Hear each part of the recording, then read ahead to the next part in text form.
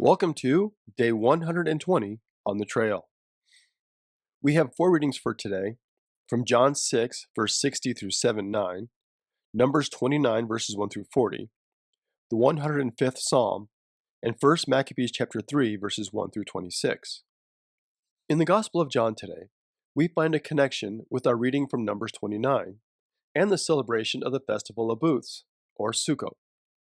Therefore, I thought that it might be helpful to review the celebration of Sukkot, since it forms the background to Jesus' next journey to Jerusalem. Sukkot is the plural of the Hebrew word for booth, or sukkah. Sukkot is a 7-day festival which begins on the 15th day of the month of Tishri, and also the 5th day after Yom Kippur. This places Sukkot in early to late October on our calendars. Now, Sukkot is also known as the Feast of Booths, the Feast of Tabernacles, or the Feast of Ingathering. Also, Sukkot is one of three major pilgrimage festivals when historically the Jewish people were to travel to the temple in Jerusalem. Over the course of these 7 days, participants are to reflect upon God's kindness and provision that they experienced during their 40-year desert sojourn following their deliverance from Egypt. Jews are also instructed to construct a temporary structure in which to eat their meals, entertain guests, called ushpizin, and remember the transient life of the ancient Israelites that they experienced during their 40 years of wandering in the Sinai desert. During the 7 days of Sukkot, people also take what is known as the 4 species and shake them in a specific manner. These species of plants are the lulav, a ripe green closed frond from a date palm tree, hadas, which are boughs with leaves from the myrtle tree, arava, branches with leaves from the willow tree, and the etrog, the fruit of the citron tree. Often, participants will spend large amounts of money to acquire the most perfect citron, the straightest lulav, and the freshest hadas and arava. The sukkah, or booth, must have at least 3 walls and covered with shechach, which is the Hebrew word for covering.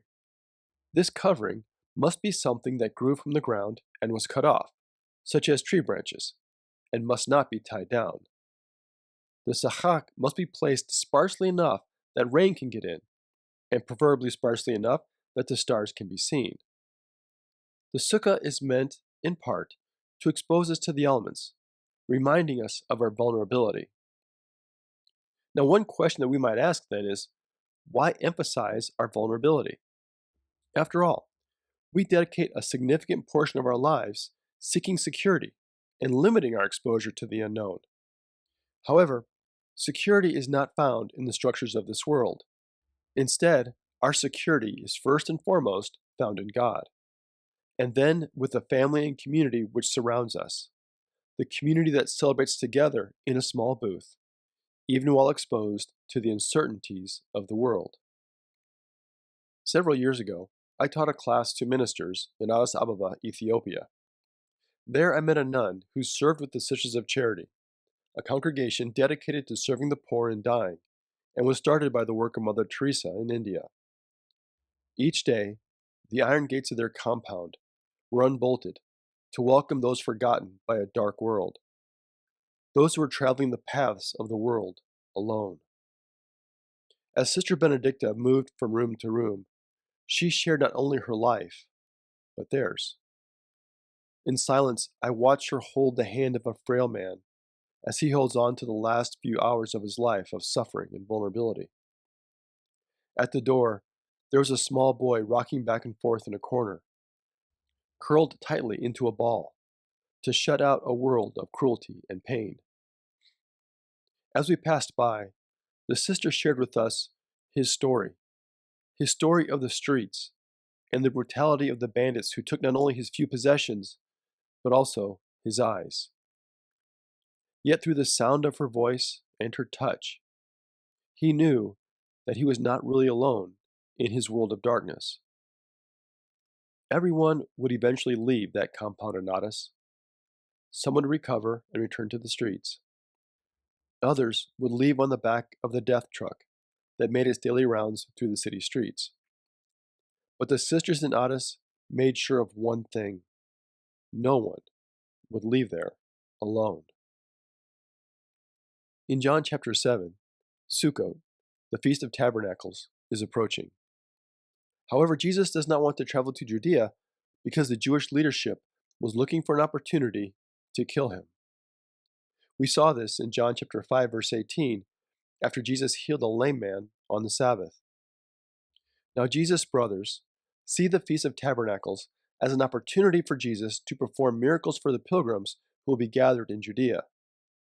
They believe that public displays of his power will both encourage Jesus' disciples living in Judea and win others to his movement. However, like many others, they misunderstood Jesus' mission. Jesus had come to do the will of his Father, and on his Father's timing alone. As we will see later in John, Jesus came to glorify the Father, and not to seek popularity among the people. Also, notice what John adds in verse 5. For not even his brothers believed him. They obviously believed that Jesus could perform incredible miracles. However, they did not understand who Jesus was and why he came. John talked about this paradox earlier in his gospel. It is one thing to believe in Jesus' miraculous power, but it is quite another to believe in who Jesus is.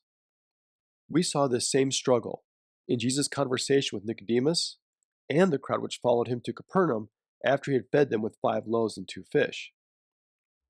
So Jesus tells his brothers that he is not going to the festival because his time has not yet come. We saw a similar statement by Jesus to his mother at the wedding in Cana. There, as is the case here, Jesus awaits direction from the Father as to the right time for action. Finally, Jesus tells his brothers in verse 7, "The world cannot hate you, but it hates me because I testify against it that its works are evil."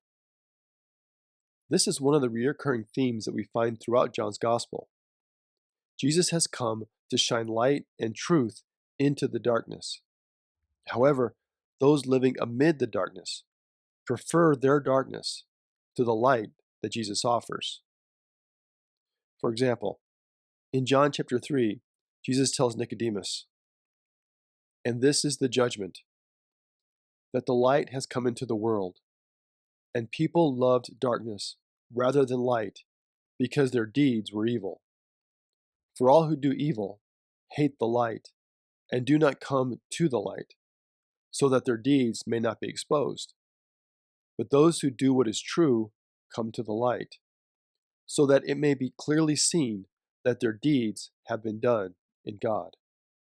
Yet, despite all the darkness found in the world, the Father willingly handed over his Son into the hands of people living in darkness, so that his Son could return those trapped in darkness back into the hands of his Father. Thank you for joining us today. Until next time, stay on the trail.